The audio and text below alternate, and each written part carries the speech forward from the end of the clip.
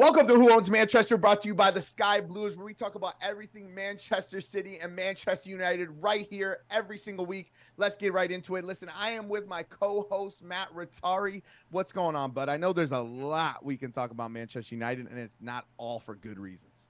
I don't know if any of it's for good reasons, honestly, but that's good. That's good for us because we gotta want be one good thing, and for me, it would be Kobe get Ten Mainoo. Hag out. Ooh, Oh yeah, okay, yeah. we'll Kobe get to Mainoo is like, as much as it hurts to say, but he can be a future superstar for sure. We didn't even have that on the agenda to talk about, but we have so much to talk about. Yeah. So maybe we could talk about him at the end. But let's get to the first thing. Let's talk about the FA Cup final this weekend. I'm not gonna lie, man. I just did the video for going up tomorrow morning before this, and one of my things is I'm not worried about this game at all. Like, I don't know why, but like I'd rather play West Ham. Oh no! I'd rather play Manchester United versus more than half the teams in the Premier League for some reason. I just feel like I have when it comes to my head, like, I know Manchester United have better players than like Burnley and Crystal Palace, but like, do they? Crystal Palace, do they? I know. No. Let me retract. But like, for some reason, I'm not worried about Manchester United like at all, not in the slightest. I know it's one game, anything can happen. Manchester United probably going to sit back and look for the counterattack. I'm almost certain that's what's going to happen. But I don't have any nerves going into this game. Like, what do you think of it? It's actually like really interesting that you say that, because like I'm almost on like the opposite side of things. I think like City have kind of been like really relishing in this like 4P. I'm sure there's been a lot of celebrations going on and stuff like that. Mm-hmm. Like I think there's a lot going on there where like this year they're not focused on like winning a treble. Last year, that was the big thing. They had to win the FA Cup if they wanted to win the treble. This year, it's almost like this game to them, I really don't think matters. Obviously, they'll want to win. And obviously, playing your biggest rival, like that, you'd always want to win. But kind of on the flip side, if we had our full squad, I'd give us the edge. Now, we're probably going to be... But who on the full squad? Like, to me, it's like for Man U, like, I know some people, like a lot of Man U fans that I talk to about that says, oh, if we had our full squad, but like, who on the full squad is better than even the players that might play tomorrow? Like, yes, I think Lisandro Martinez is great. But so here's the thing is like who else? Casemiro, Johnny Evans playing center back. Oh, no, I get that. I totally agree with that. And here's the thing. Are all of our players world class? Not necessarily, but if you have two trash, not that they're trash, one is like 36, still playing at a really high level, and the other one is like 34, playing out of position at a pretty high level. Well, even in his position, he's dog water. But like, what I'm saying is like, not having that to build off of, I just think that's such a shaky point. Seriously, give those two center backs to any team in the league and see how they fare. Like, it would just be interesting to see. So it's like, I'm not all about this. Oh yeah, we've been like plagued with injuries, but I just think like you look at it, and you have, and Ten Hag has brought this up. It's like we've played with, I don't know the exact number off the top of my head, but like a million different center back partnerships. It doesn't matter who it is, how good they are. Two trash players can form a really good partnership and be something good. There was a while there we had Chris Smalling and Phil Jones, and like on their own they were like awful, but together it was actually like good, a decent partnership. So it's it's the same thing at like Arsenal. Like before Saliba came, I thought Gabriel was horrible. Right. And then he pairs with Saliba, and now people say best center backs in the league. Exactly. And that's what I see what you're saying. That's with that my point. thing is like, I don't want to be that, injuries, blah, blah, blah, because at the end of the day, you got your players, you got to figure it out. Yeah. But not even necessarily the players that are playing center back, just the constant change, I think, is what's really hurting us. So, I mean, I'm not like crazy confident going into the game, but like you said, it's a one-off. I'm not going to be surprised either way. Yeah. I mean, it totally makes sense. Listen, I'm just not worried about it. I know they have injuries and stuff, but I think that's why. But like, here's my thing with Manchester City and people saying, are we going to still stay hungry and all this stuff? I get that. I totally get it, because we've literally won almost everything, right? Mm-hmm. Like it's kind of like Mark Goldbridge made the reference that he's so sick of Manchester City. He's tired of seeing them win. He literally just said it in one of his videos, but it's like, do you not remember the 90s and early 2000s? Like, it's either you totally love Manchester United or you totally hated Manchester United, because you guys monopolized, Jesus, monopolized, still said it weird, the English Premier League for like 20 years. I mean, it's the same thing with like Bayern in Germany. It's like you're either a Bayern fan and you're like, great, another title, or you hate them and you're like, oh my god, this team. But that's what I'm saying. Yeah, I get that. We're trying to build history, and we can only build history by catching up to these teams. And I think we've already surpassed mostly everybody for the English Premier Leagues besides Manchester United, I believe. And I think that one more. I think that's the problem, and like. One of the obviously growing up United fan, like I'll always hate City. I think that's the biggest thing, is building history was some like oil money just getting injected, which some of it we won't even get into the charges, but like some of it can be like injected smartly, like into the club. It's just different. It's different if it's just different because City is really the only team out there right now that is building history now. You got clubs that win it, other leagues too. They win it one-off years. They have really good years, stuff like that, like Leverkusen. But Leverkusen, I don't see them like challenging Bayern again necessarily next year. They'll still be good, but it's not the level that, City is like consistently, if they're not first, they're second, like United was. I just think the difference is how they got there, and that's why a lot of people I think hate City, myself included. But at the same time, that like lack of history puts City like lower on my hate list. Like Liverpool for me is always number one. I will always hate Liverpool, and like honestly, there's times where I'm like I kind of hate Arsenal number two, just because of that rivalry in like the early 2000s where City. Well, that's what I'm saying. It's fresh. In the 90s and early 2000s, it was literally Liverpool, Manchester United, and Arsenal. Right. That's really all that competed. I mean, you had Blackburn and a few other clubs that came in and out. And then Chelsea came in a little later. Right. Yeah. And that's what people forget. Chelsea was not too far behind Manchester City in terms of growth. Like they just got big in 2006. Yeah. When Roman Abramovich came along. And obviously, like I'd be way too young to know, but honestly, I think the difference now is like social media. It's just everything's blown up. Like I mean, that's why Manchester City's so big, is because we came at a time and got huge when social media was blowing up, and that's why we have so many fans. And this, everyone has their own opinions. This is why one of the reasons I don't think they're gonna face like any repercussions for these charges, if they're proven true, which we all know they're probably true. If you have 115, they're probably true. But let me tell you something. You are innocent until proven guilty. That's fair. At the same time, I don't think there will be any punishment because the Premier League knows like they make way too much money off them. They get way too much attention. They can't do that. I got half of my comments in my videos. Obviously, even though I lived in Europe for a while and I'm Dutch and now I live in America, it's either American or 115 charges comment or some Man U fan hating Manchester City. But like, I get the 115 charges.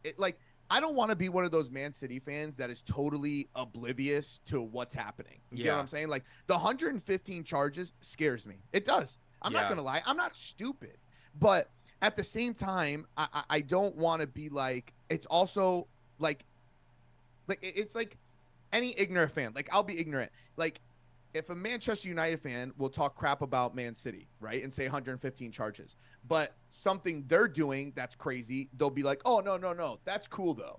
And like any team is, any fan of any big club or any club in general, they turn their team. Yeah, they turn their eyes. Which for me, it's just like, I understand that the 115 charges. The reason why I defend myself to Man City is why people are saying it's taking so long because of money and all this. The charges, like for the 100th time, the charges last since 2012, which makes it sound even worse. I think there's but that's why it's taking so long. Well, I think there's some I thought it went up to like 20, some like newer ones up to 2018. But like, I'm talking about it's gone from the last few years all the way since the new owners came in. Yeah, I think it's like up to 2018. I'm not saying, I always like when people always say, oh, it's not even during this period. I'm like, dude, they can't even get through the first 115. Who knows how many there are now? Like, but my thing with this whole thing is, I'm not trying to look for an excuse out. Do I think it's dumb? Do I think they did something shady? I don't know. And let me tell you something. I don't really care because at the end of the day, I think a lot of these big clubs do shady stuff. Yeah. I think Chelsea's going to get in trouble. Oh, yeah. Now, don't take my words for it. I just think Chelsea's going to get in trouble. I just think some of these clubs who have spent big money are going to get in trouble. Now, I know the way we did it was why it was so wrong. Maybe Chelsea didn't do anything wrong. Maybe Todd Bowley really did everything right. It would surprise me because he is just his splashing cash. Yeah, he's just sloppy with what he did. But it's just the way we put money into this club was not legit. I don't know if it's true. I'm not going to say if it's true because I don't know. Yeah. I'm just saying it looks really bad. I understand that. I'm not going to be biased. All I'm saying is if we are innocent, I'm not going to sit here and be like, oh, my God, we totally faked them out. Or like, we definitely got through it. I don't care if we're the convicts. I don't care if we're the city mafia. I don't care if we try to do something shady. I guarantee everyone does something shady. I just care if we get away with it or not. Care. Yeah, bro. Yeah, I guarantee half the people commenting in my stuff, 150 charges, has stolen a Reese's bar, stolen something. I don't know. But listen, I don't care. I just want to keep these titles. We get relegated, we'll come straight back up and I'll be here every single morning. And see, even though my viewers might be really low. And see, that's the thing. It's like what punishment can they actually like what punishment can they give? Here's the thing. This is what I'll say about it. I don't want to stick on this for too long. I actually want to do a different segment on this. But here's the thing, what I think has to happen. Now, this is me being totally unbiased again. And you know me, I can be unbiased. Yeah. I know you can be unbiased well. I know most of the people in the comments that hate to look at my face can't be unbiased.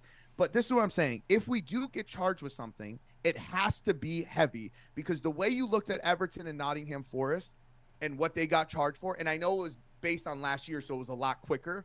But if we do get charged with, say, 15 or 20, that's what I'm saying. Yeah. That's why the 115 is so monumental because Everton and Nottingham, it was like a slap on the wrist, and they got 10 points. It was like one or two.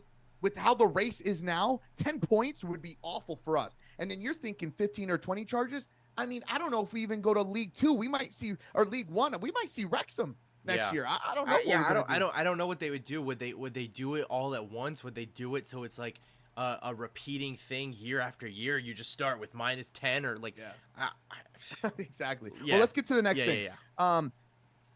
Ten Hag in his pre-match interview to the FA Cup, a reporter asked him if he was going to be here next year, and he had no comment. But here's what's weird to me is every time he's been asked this question the last couple months, he's always said something along the lines of, don't quote me for it, that he will be here next year. And then all of a sudden it's the last game of the campaign of the season. The FA Cup final. Yeah. And now it's kind of like his words are mixed up. And I understand with all the speculation, but I feel like if he confidently knew he was going to stay, he would have said the same thing he said 100 times. I get where you're coming from. I think it's more of just he's so focused on the FA Cup, he's not talking about that. You know what I mean? Like I get where you're coming from. Like, so here's the thing: if you think he gets fired, if you had, I don't know, but if you had to tell me right now, yes or no, does he get fired after this game, win or lose? Does he get fired? This is like one of those areas where I'm going to be biased. Like, I don't want him to. I don't think he should. But do you think he will? I have no idea. No, you got to tell me yes or no. But if you don't answer, you have to put on a City jersey. Here's the thing about it though is we're working under new ownership for the first time. But usually with new owners, owners want to put in their own person. Right. But the thing is, we get in these new owners, they're talking about they really want to build the club. They really want to, turn it back into what it should be. So why would they do what we've been doing and just get into this continuous cycle of sack a manager, give him a couple years, sack him again? If they really care about growth, I think you have to give him one more year. I think you have to do that. But I mean, I really don't know. I don't know. Yeah. I don't know who's out there. I don't know who they had. Talks with. I don't see the whole Tuchel. I don't see why.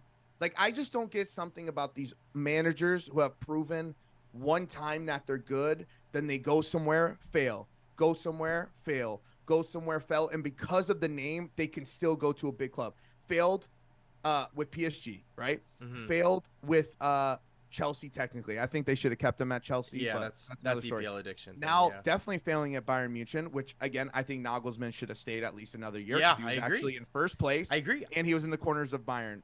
Look, again, we don't know everything. I think all these clubs are getting like complacent in the fact that they can just fire a manager after a year. I'll be the first to say there was a couple of years ago, you and I think both agreed. I think Arsenal lost the first 3 games of the season, and we were like, "Oh, Arteta's got to go." Oh yeah, for sure. And look at them now. But even their own fans thought Arteta should go at one point. Yeah, right? That's what People I'm saying. People don't remember that. That's what I'm saying. Like look at Klopp's first few years. I think he had some good success, but I also think he was rewarded with some good players, bringing in some really good players and stuff, but he still was able to find success, and it took him some time to really grow into the Klopp era. You got to give it some time, and I know a lot of people are really unhappy with the way this season goes, but I'm gonna go back to just like these terrible center back partnerships. I think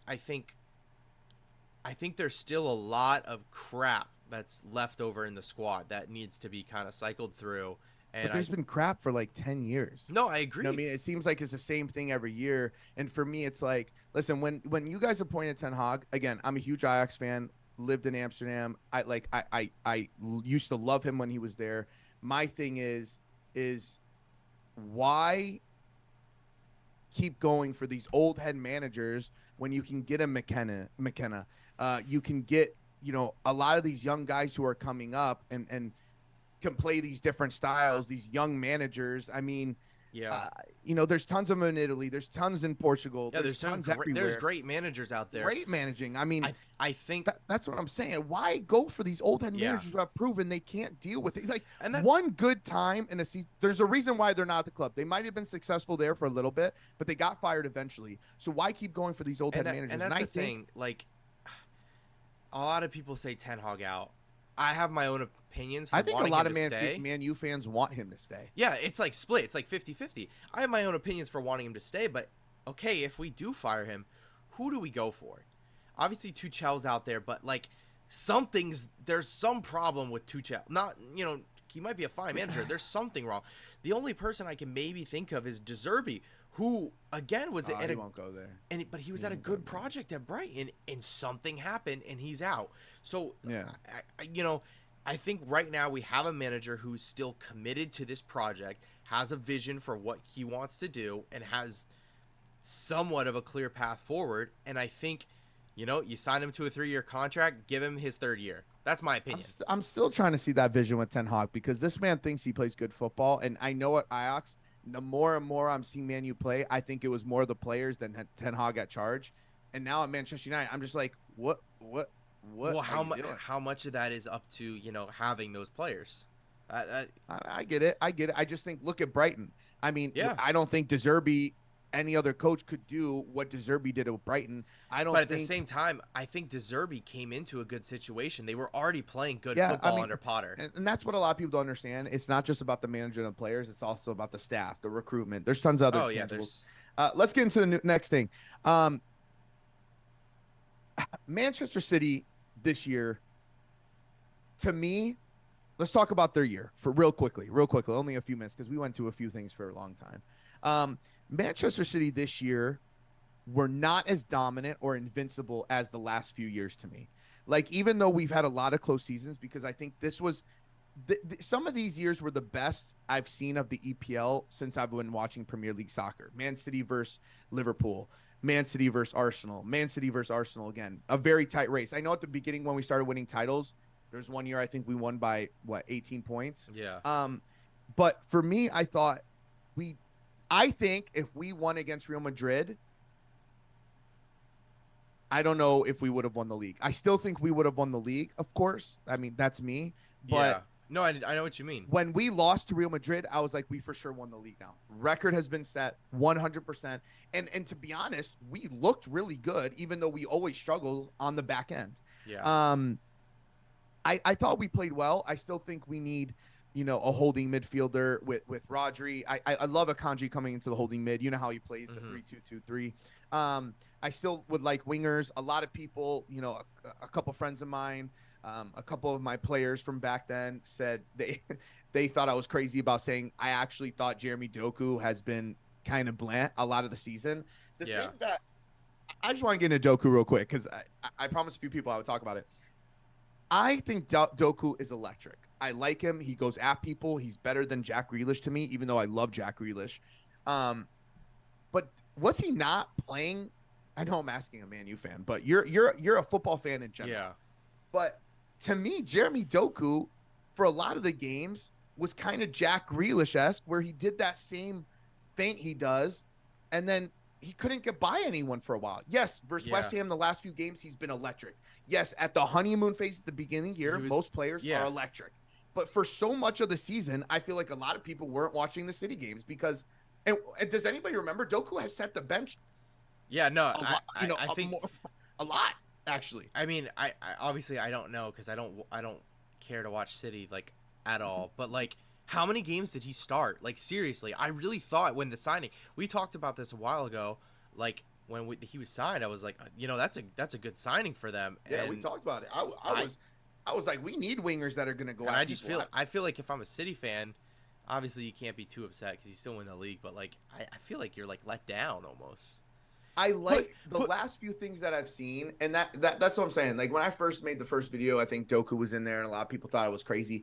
But I'm not going off of one or two games, or I'm not going based off of the beginning of the season. I'm going based off the whole season. Just because he's fast, goes at people, does the same feint moves every single time. I don't care about that. I'm looking at how many completed dribbles he has. Is he constantly having goal contributions? Yes, I do. But I want good statistics. I don't want a goal here. He looks great at doing it, and then we forget that he hasn't done anything in 6 games. Put him at another club. Put him in a team that's struggling. How does he do? You know, obviously he's probably better than Antony is, but at the same time, like anybody is. But who knows if you swap the positions? It's really hard, and that's one of the big things about and this is like completely kind of off topic, like Rashford getting left out of the Euro squad, but Jack Grealish making it. Okay, a lot of people say, Rashford had a really bad year, especially compared to last season. He still scored more goals in the league than Jack Grealish did. Yeah, I mean, usually I would definitely fight you about this. I think Rashford, I can't stand Rashford. I know he's like a Man United, boyhood player. Jack Grealish, I mean, I was so excited about him coming in, and again, it was kind of the same thing with Doku. I think Doku's a little bit more electric. He goes back, he actually goes at people. He doesn't just like Jack Grealish where he does 3 dribbles to the left and tries to get fouled. And then yeah, exactly, or he passes the ball, whatever. You've even heard in some of the City extra videos on the Manchester City YouTube channel about how Jack Grealish never passes the ball, and you rarely see him lose it. It's just there's no again, going at people, taking people one-on-one. It's just not enough for me. And I agree with you. Listen, I think the Jack Grealish versus Rashford is up in the air to me, and that's being unbiased. And that's not even, I think they both suck. It's not even like comparing those two players. And we don't let's not spend too much time on this, but my whole thing is like whenever Rashford has played for England, which hasn't been much because Southgate usually takes him, keeps him on the bench. So he hasn't gotten a ton of time, but when he plays, I feel like he has an impact, and I just thought it was crazy for him to just be completely left out. I always thought Rashford was a good player. I just think right now, I mean, would he be okay sitting the bench? Because you're not going to start over Foden and I mean, you have Foden, Saka, and Cole Palmer. Well, he usually doesn't start. That's the thing. I think in the World Cup they started Grealish, Foden, Saka, I think was how they started. I could be wrong. I don't remember. But well, let's get into the last little thing here. Foden got Foden got EPL Player of the Year. Yeah. And obviously he was my first choice. I'm not just saying that. Again, I try to be as unbiased as possible. Even though I love Manchester City, I love this club. I love Foden, boyhood player. I think he's a Manchester City legend already, obviously. But for me, he was my first choice, absolutely. There's a lot of people mad that they thought Cole Palmer should have got it. I think Cole Palmer's season was fantastic. I think he's the only reason Chelsea is even relevant for most of the season. However, the things Phil Foden did, he had astronomical. He had, I mean, like the clutch gene. That's really what it comes down to. But like, the thing is he carried City a lot of the season with his goals, with his clutchness, and we got first place. And we talked Cole about Palmer carried Chelsea to sixth place. Yeah, and we talked about this, you and I, like, I think when Gundogan left, and I was like, oh, are you a little nervous? Gundogan had that clutch factor for so many years, and in the run-in, I said, he was that guy, and props to Phil Foden, he stepped up, and I think he still. I don't see any reason he didn't deserve it. Cole Palmer, I think, is a good player. But where I'm trying to go is Saka and the EPL team of the season, I believe, was the highest rated player of all players in the Premier League. And I don't even think he was the best player in Arsenal. Oh, I agree. So I just didn't understand that. Like, you have people, obviously Foden and Cole Palmer were 1 and 2. Yeah. But you have Saka as the highest rated player in the EPL. And I'm sorry, here's but the thing, like, he wasn't even the best player in Arsenal. And that just kind of goes back to, I think, so much of people's perception of individuals comes down to how good their team's doing. Saka had a bad year. I mean, it wasn't bad for his standards, for sure. For how much people talk about him, it wasn't a good year. Grealish had a bad year. Doku was not as great as everyone thought, but it flies under the radar because those teams are doing well. Yeah. So, well, yeah. Would you like to say anything else? I think we've been doing this for quite a while. I think there's a lot of things we could talk about. We could be here for hours, as we usually talk, off the channel. That's pretty much it for today. Anything you got to say? No, all I got to say is Garnacho is going to wrap up goal of the season for sure. We're definitely bleeping that part out. That's it for Who Owns Manchester. Make sure you like, comment, subscribe, and we'll be here every single week. I think we'll be doing this podcast twice a week. I don't know how we'll be doing it through June and July. Make sure you like everything. We are on TikTok, Facebook, YouTube, and TikTok. We'll see you next time. See ya.